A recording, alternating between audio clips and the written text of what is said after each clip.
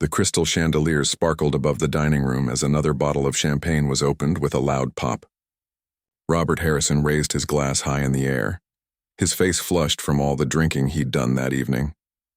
Around him, dozens of people in expensive suits and designer dresses laughed at every word that came out of his mouth.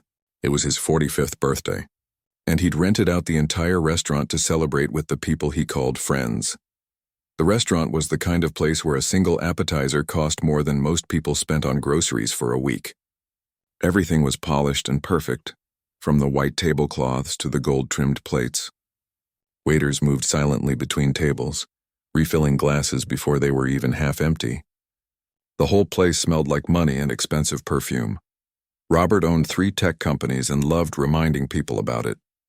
He wasn't the kind of rich person who stayed quiet about his wealth. He drove cars that cost more than houses, wore watches that could pay off someone's student loans, and made sure everyone knew exactly how successful he was. His friends weren't much different.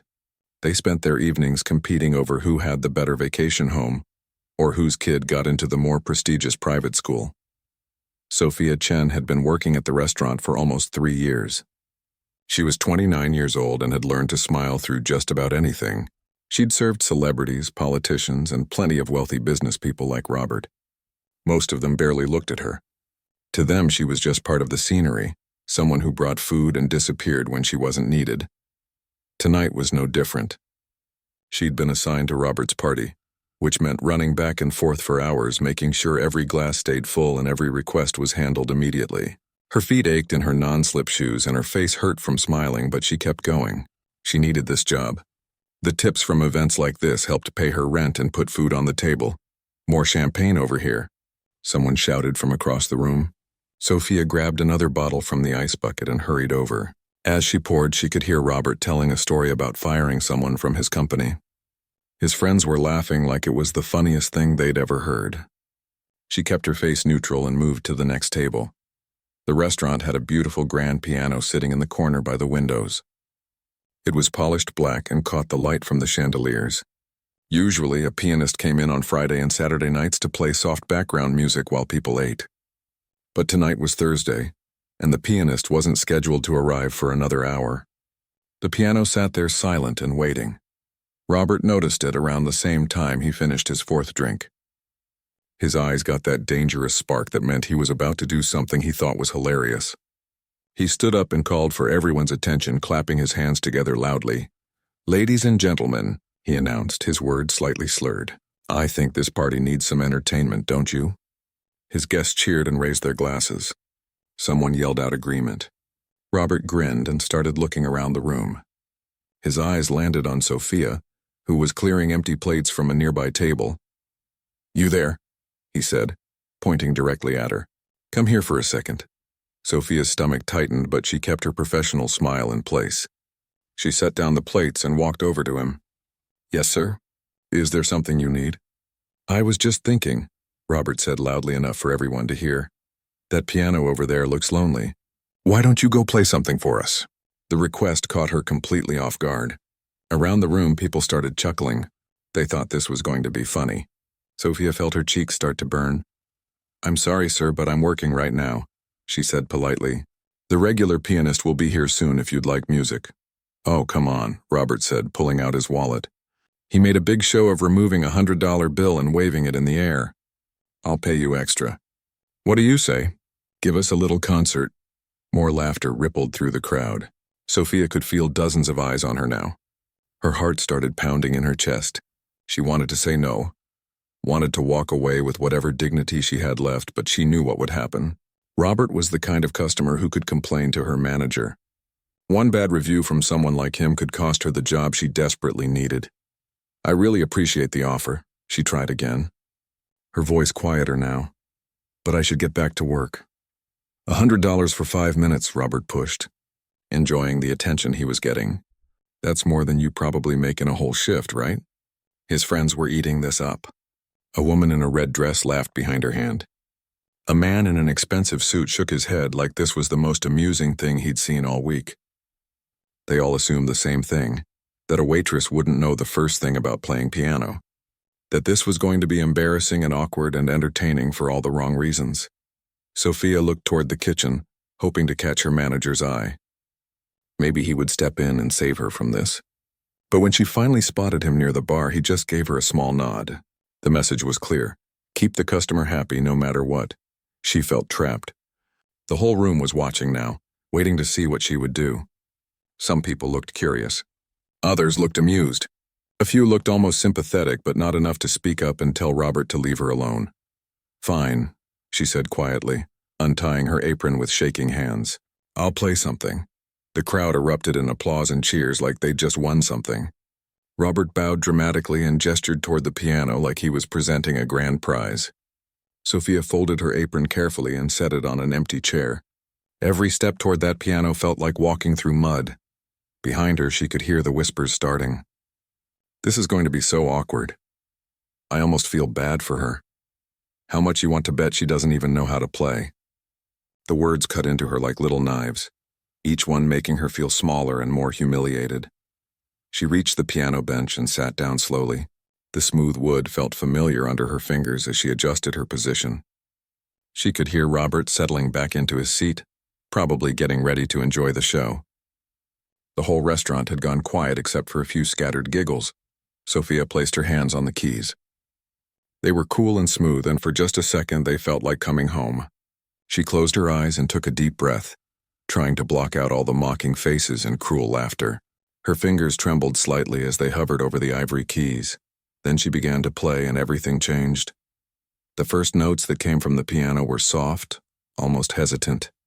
For a split second, Robert's friends exchanged knowing glances, ready to laugh at what they expected to be a clumsy attempt at playing. But then something shifted in the air.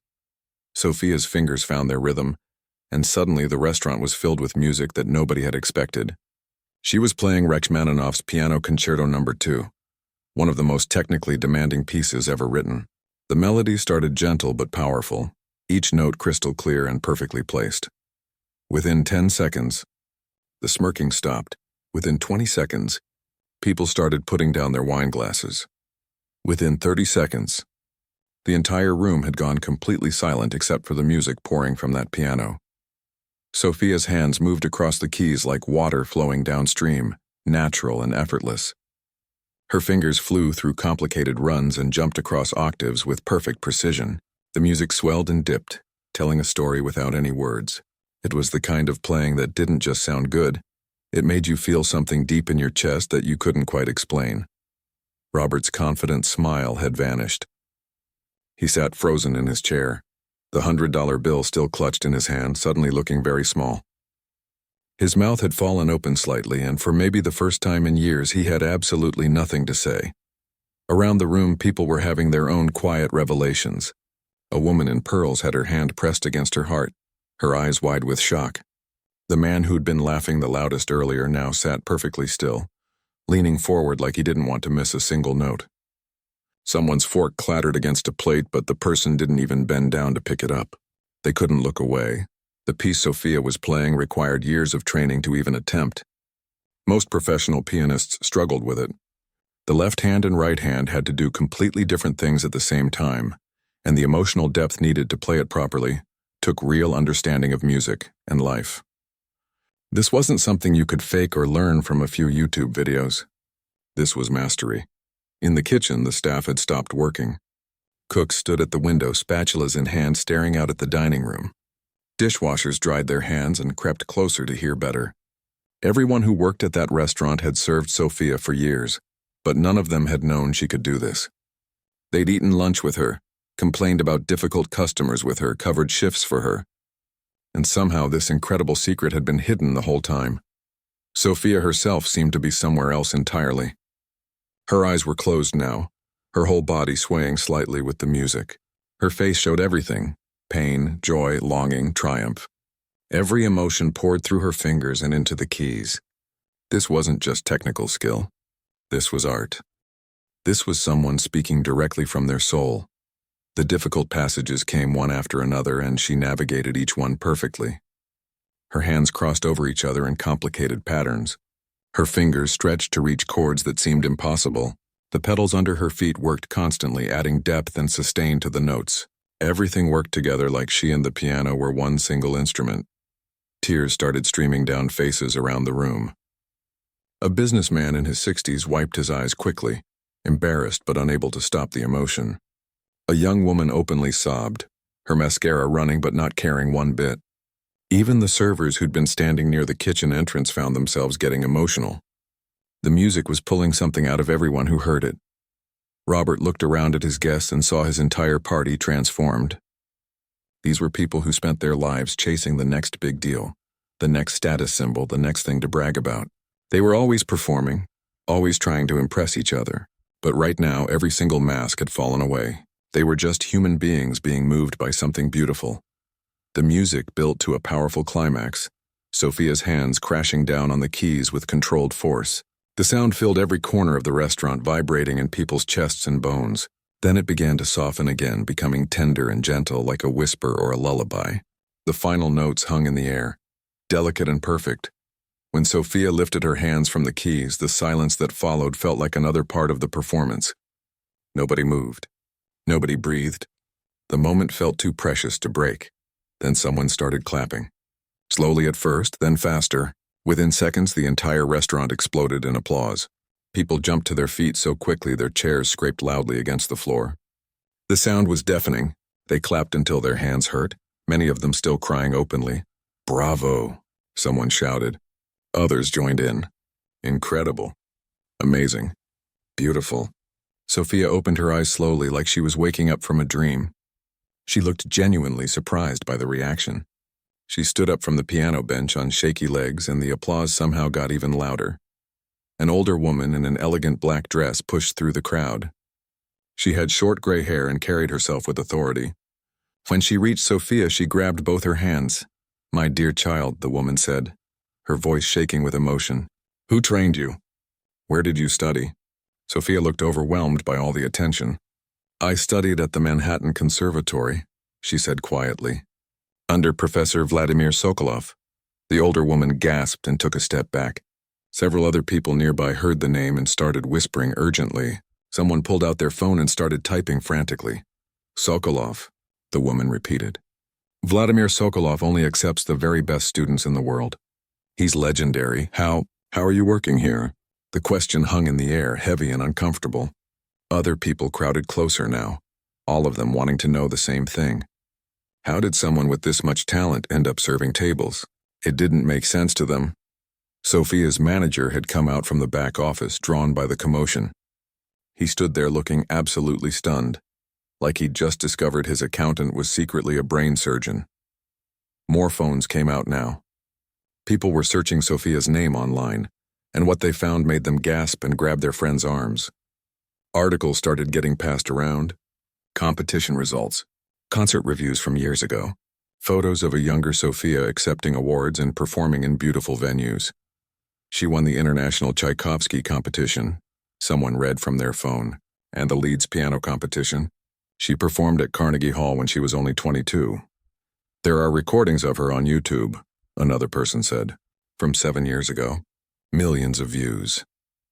Robert remained seated while everyone else crowded around Sophia. He stared down at the $100 bill in his hand like it was something from another planet. The number that had seemed so generous to him 15 minutes ago now looked insulting. How do you put a price on what he'd just witnessed?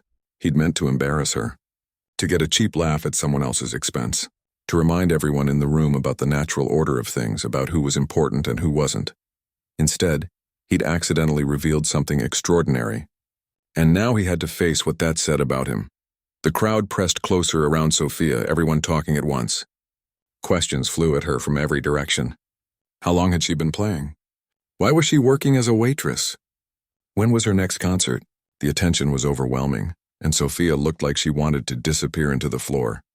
"Please, everyone, give her some space," the older woman in the black dress said firmly. She had the kind of voice that made people listen. The crowd backed up a few steps, though nobody stopped staring at Sophia. The woman gently guided Sophia to a chair and sat down beside her. "I'm Patricia Wong," she said. "I'm on the board of directors at the Manhattan Conservatory. I've been involved with classical music for over 30 years, and I've never heard anyone play like that outside of a concert hall." "What happened? Why aren't you performing?" Sophia looked down at her hands. They were rough from years of carrying heavy trays and washing dishes. Her nails were cut short and practical, nothing like the manicured hands of the concert pianist whose photos people were now comparing to her on their phones. "It's complicated," Sophia said quietly. "We have time," Patricia said gently. Around them, everyone had gone quiet again, waiting to hear the story. Sophia took a deep breath. 7 years ago, I was supposed to start a concert tour. Everything was arranged. I had a recording contract ready to sign. My whole life was about to begin. She paused and her voice got softer. Then my mom got sick. The words hung in the air. Several people nodded slowly, beginning to understand. She was diagnosed with stage 3 cancer, Sophia continued. Breast cancer that had spread. She needed surgery, chemotherapy, radiation. Someone had to take care of her. I'm an only child and my dad passed away when I was 15. There wasn't anyone else. Patricia reached over and squeezed Sophia's hand. I came back home to help her through it, Sophia said. I thought it would just be for a few months, maybe a year at most, but the treatment was harder than we expected. She was so sick from the chemo. She couldn't work, couldn't drive, could barely get out of bed some days. And the medical bills, she shook her head. Even with insurance, they were crushing us. Around the room, people shifted uncomfortably. These were folks who never had to think twice about medical care. They went to the best doctors, stayed in private hospital rooms, and paid whatever it cost without checking the bill. The idea of medical debt was foreign to most of them. Concert pianists need to practice 8 to 10 hours every day, Sophia explained. And you have to travel constantly for performances. You need to network, attend events, build your reputation. I couldn't do any of that while taking care of my mom. I had to pay rent, buy groceries, cover medical expenses. So I took this job. But surely you could have found something in music, someone said from the back. Teaching piano or something? Sophia gave a sad smile. I do teach. I have 5 students I give lessons to on my days off. But teaching piano pays maybe $30 an hour if you're lucky. This job, with tips from parties like tonight, pays my bills. It keeps the lights on. It kept my mom alive.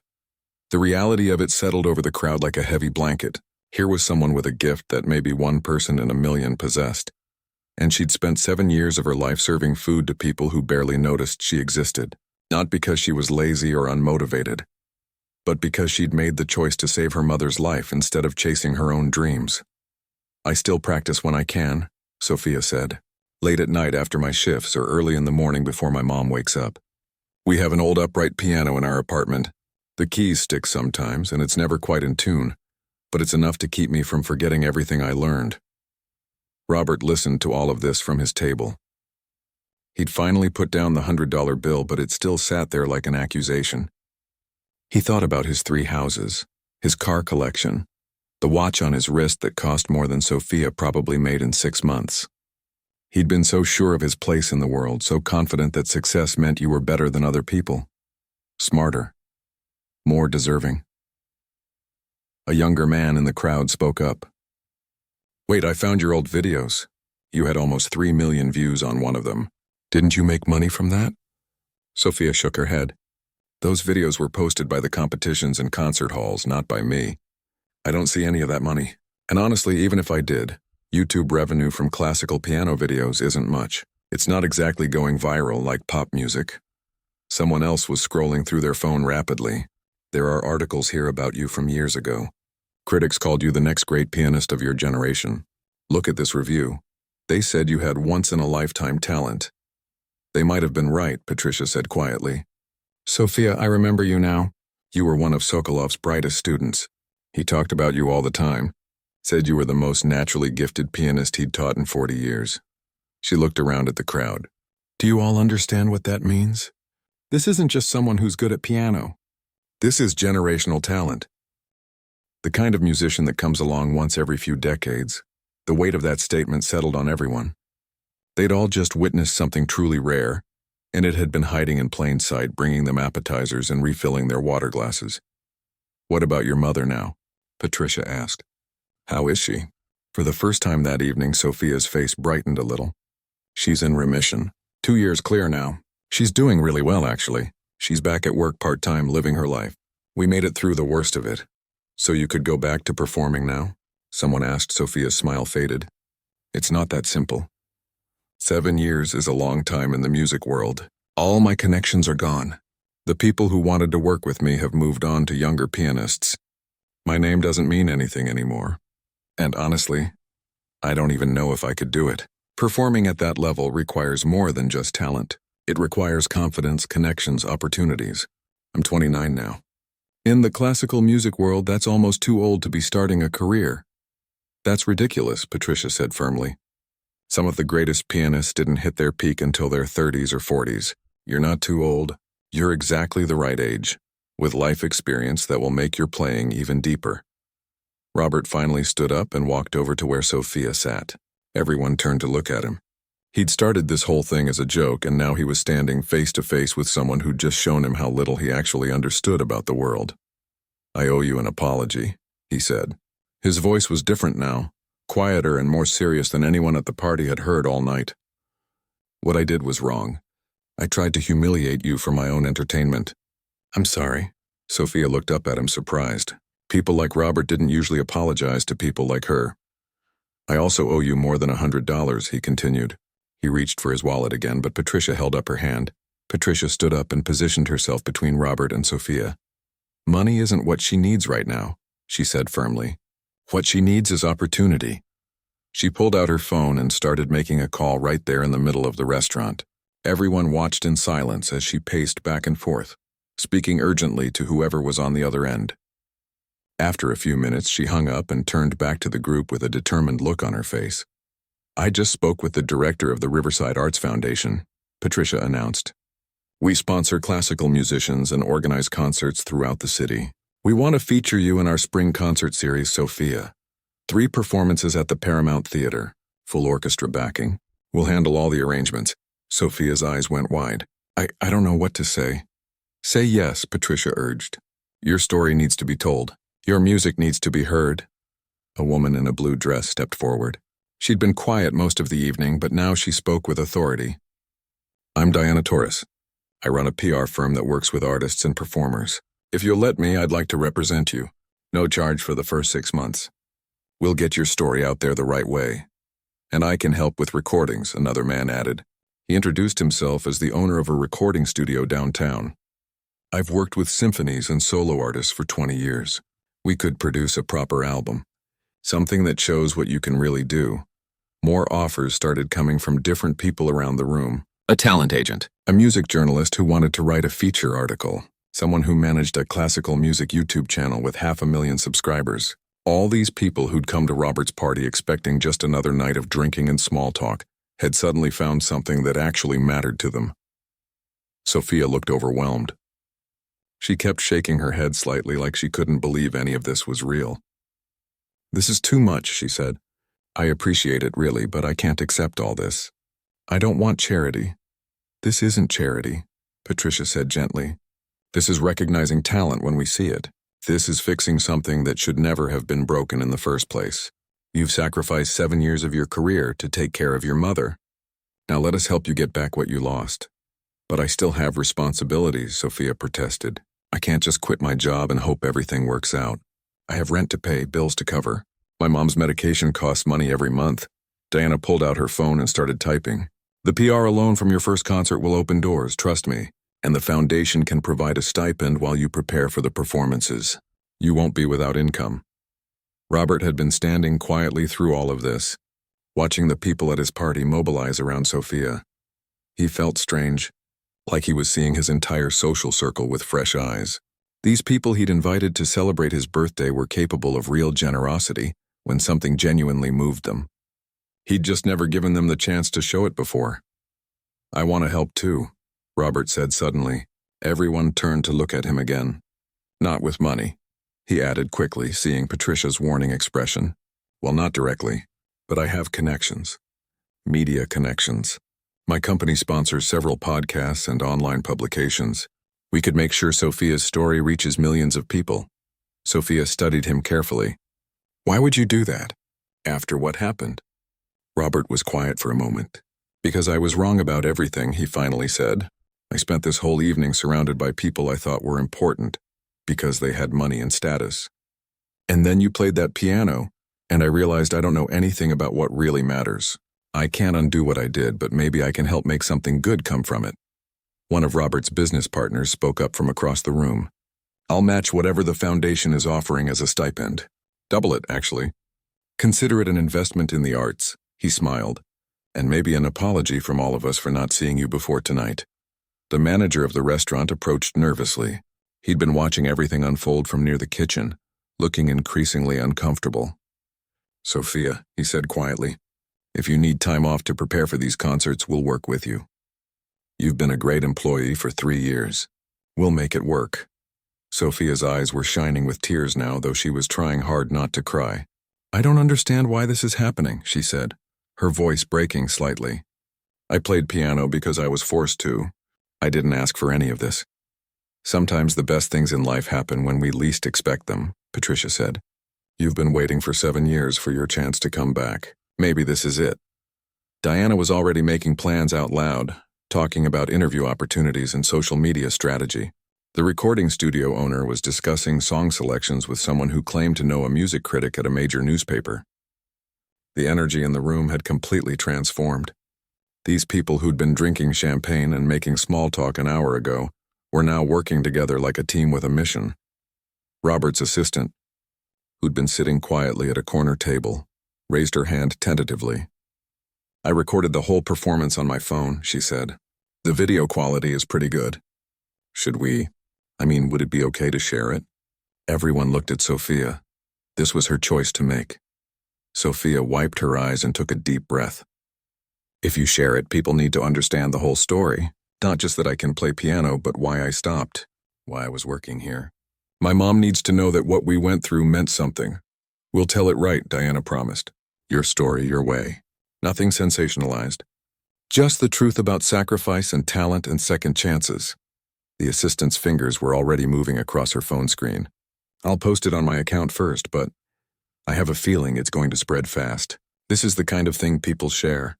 She was right. Within minutes of posting the video, the responses started coming in. Comments appeared faster than anyone could read them. Shares multiplied. The view count climbed rapidly.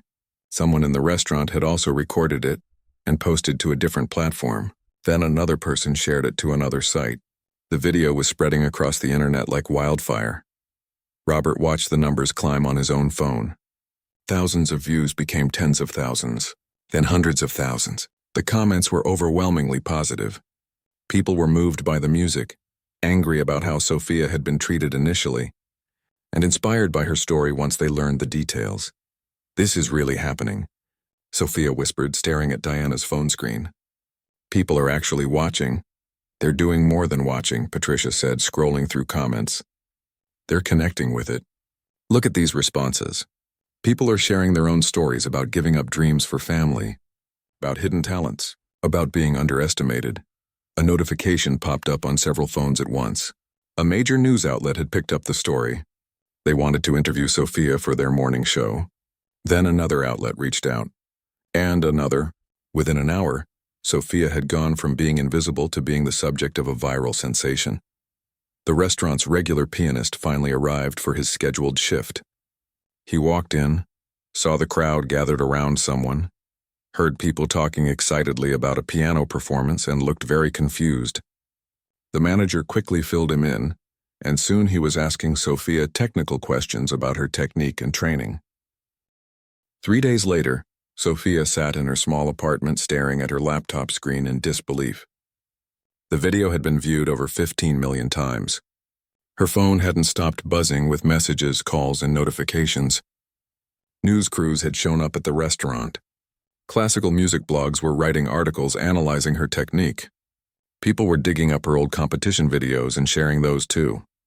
Her mother walked into the room carrying 2 cups of tea. She was a small woman with graying hair and kind eyes that crinkled when she smiled.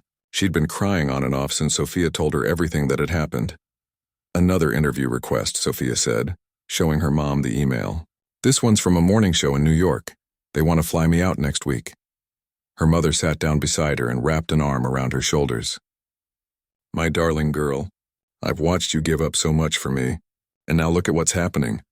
Mom, I didn't give up anything, Sophia said firmly. You're my mother. There was never a choice to make. I would do it all again in a heartbeat. I know you would. That's what makes you so special. Her mother squeezed her hand. "But now it's time for you to live your dreams. I'm healthy now. I can take care of myself. You've put your life on hold long enough." Sophia leaned her head on her mother's shoulder. "I'm scared," she admitted quietly. "What if I'm not as good as everyone remembers? What if 7 years away has made me rusty? What if I let everyone down?" "You played Rachmaninoff perfectly after working an 8-hour shift on your feet," her mother said with a gentle laugh. "I think you'll be just fine." The doorbell rang. Sophia opened it to find Patricia standing there with a folder full of papers. Behind her was Diana carrying what looked like a garment bag. "Planning meeting," Patricia announced, walking in like she'd been invited. "We have a lot to organize." Over the next hour, they mapped out Sophia's next 3 months. The spring concert series at the Paramount Theater was confirmed. 3 sold-out performances backed by a full orchestra. Patricia had worked with the foundation to secure a generous stipend that would cover Sophia's expenses while she prepared. Several of Robert's business contacts had created a fund specifically for her, enough money to let her focus entirely on music for the next year without worrying about bills. "I still can't believe this is real," Sophia kept saying. "Believe it," Diana said, pulling a dress from the garment bag. "Because you're also going to need this for the press appearances. We've got 5 major interviews scheduled and a photo shoot for Classical Music magazine." Sophia's former professor, Vladimir Sokolov, had reached out personally. The elderly Russian pianist had seen the viral video and sent a long email telling her how proud he was, how he'd never stopped believing in her potential. He offered to coach her remotely as she prepared for the concerts, refusing to accept any payment. "You were always my finest student," he'd written. "Let me help you shine again." The weeks that followed were a blur of activity. Sophia gave her notice at the restaurant, though her manager insisted on throwing her a goodbye party. Her co-workers were genuinely happy for her, even if they were losing one of their best servers. They'd all watched the video dozens of times, sharing it with everyone they knew. Robert did more than just share connections. He used his platform and his company's social media reach to amplify Sophia's story, but he did it carefully, always making sure the focus stayed on her talent and her journey, not on his role in discovering it. He knew he didn't deserve credit for what happened. If anything, he was proof that you should never underestimate someone based on their job or appearance. He made one more gesture that nobody expected. He created a scholarship fund in Sophia's mother's name for young musicians facing financial hardships. The fund would provide living expenses for talented artists who had to choose between their careers and taking care of family members. The initial donation was substantial, and he encouraged others at his company to contribute as well. When Sophia heard about it, she called him. They'd only spoken briefly since that night at the restaurant. "You didn't have to do this," she said. "I know," Robert replied, "but that night changed how I see things. I've spent years throwing money around to make myself feel important. This is the first time I've done something that actually matters, so really I should be thanking you." "We're all just trying to figure things out," Sophia said. "You made a mistake. You owned it. That counts for something." The night of Sophia's first concert arrived faster than anyone expected. The Paramount Theater was packed with over 2,000 people. News cameras lined the back of the hall. The orchestra was tuned and ready. Behind the curtain, Sophia stood in the wings wearing an elegant navy blue gown, her hands shaking slightly. Patricia found her there and took her hands. "You've got this. Just play the way you played that night. From your heart."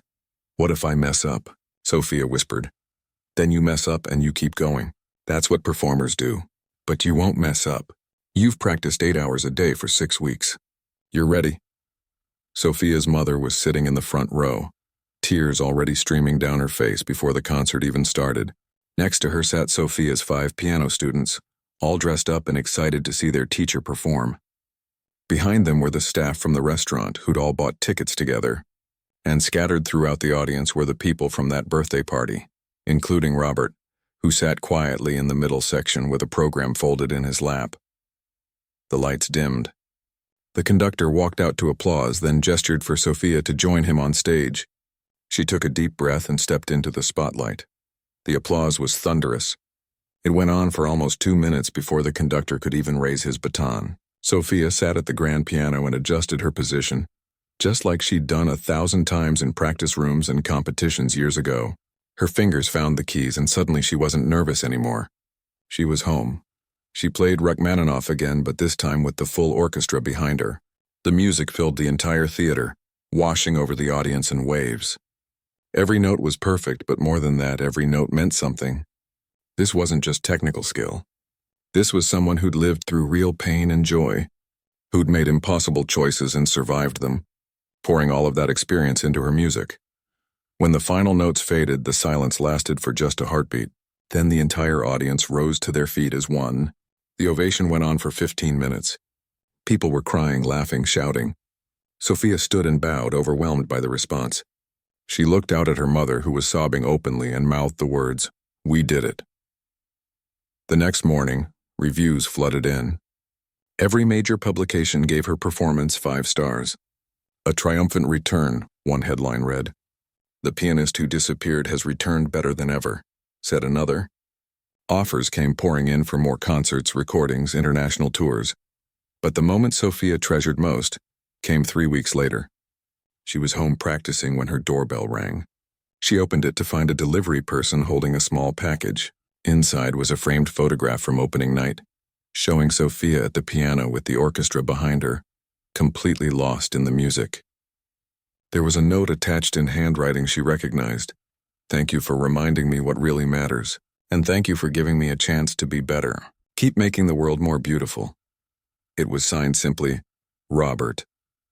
Sophia placed the photo on the piano in her apartment, right next to a picture of her and her mother from the hospital 2 years ago.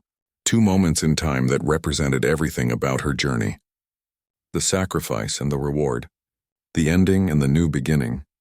She sat down at her old upright piano, the one with the sticky keys that was never quite in tune. But she didn't need a perfect instrument. She never had. She just needed to play. 6 months had passed since that night at the restaurant, and Sophia's life had transformed in ways she still couldn't quite believe. She was sitting in a coffee shop in Vienna, Austria, looking out at the historic streets while sipping an espresso. Tomorrow she would perform at the famous Musikverein concert hall, one of the most prestigious venues in the world.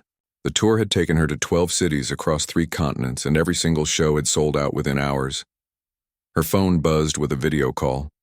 It was her mother calling from back home. "How's Vienna?" her mother asked, her face filling the screen. "Beautiful and terrifying," Sophia admitted with a laugh. "The Musikverein has hosted every legendary pianist in history. Tomorrow I'll be walking on the same stage where Mozart and Beethoven performed. How am I supposed to not feel like an imposter?" "By remembering that you belong there just as much as anyone else," her mother said firmly. Those composers were human too. They had doubts and fears just like you, but they played anyway. After they hung up, Sophia walked through the narrow streets of Vienna, bundled up against the autumn cold.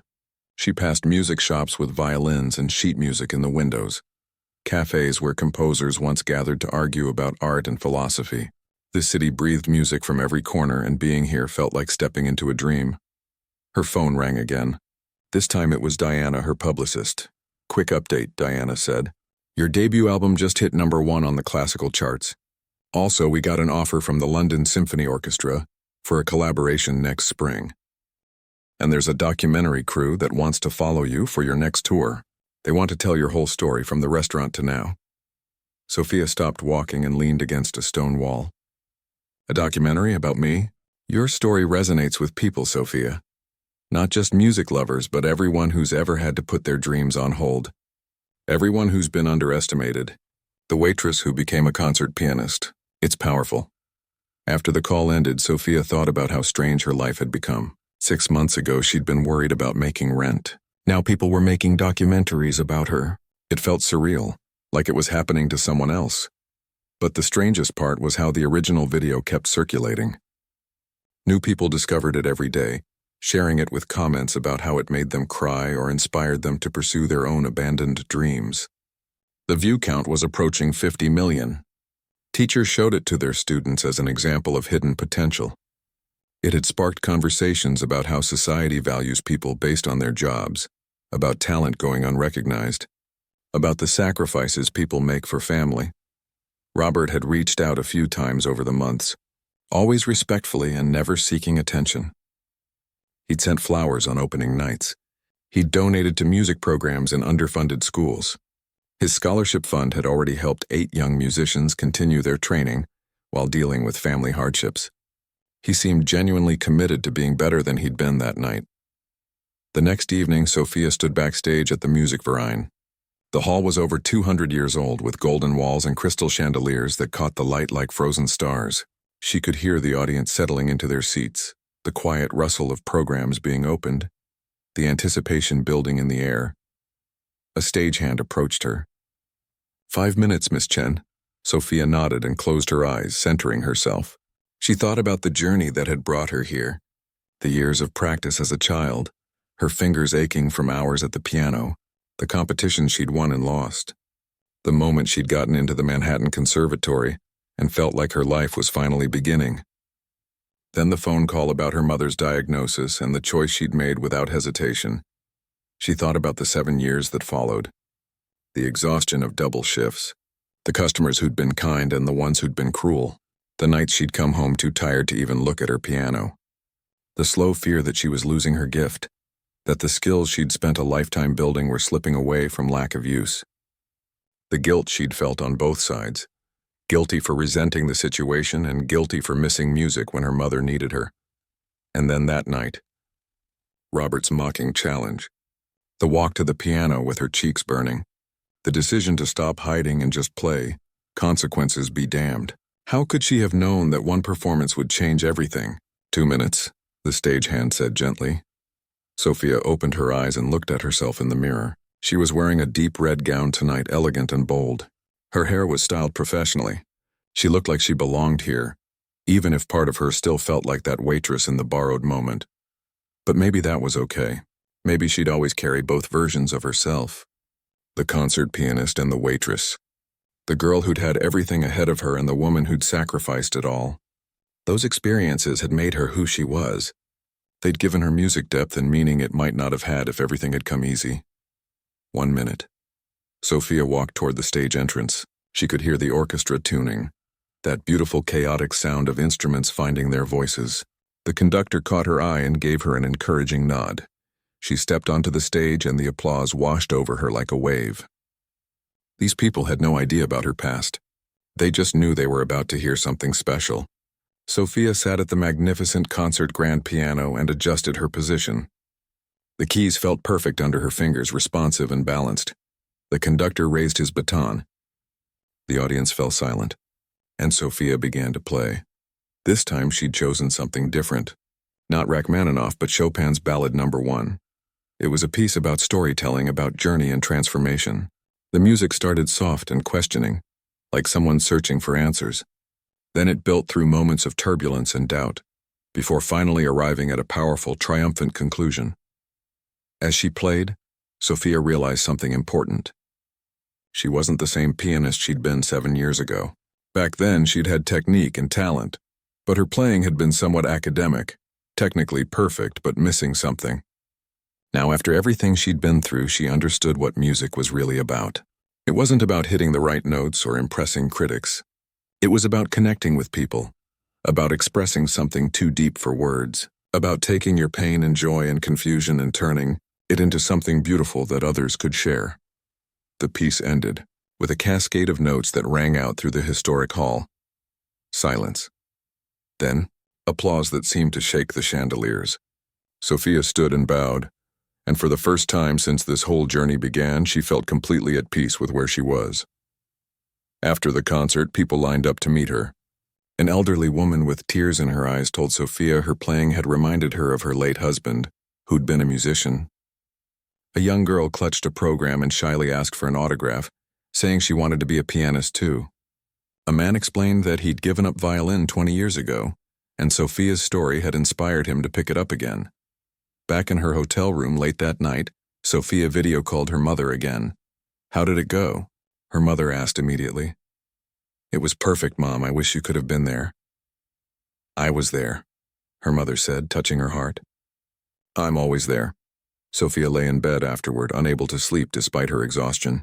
She thought about the restaurant where this had all started, wondered who was working the evening shift tonight. She thought about all the other people,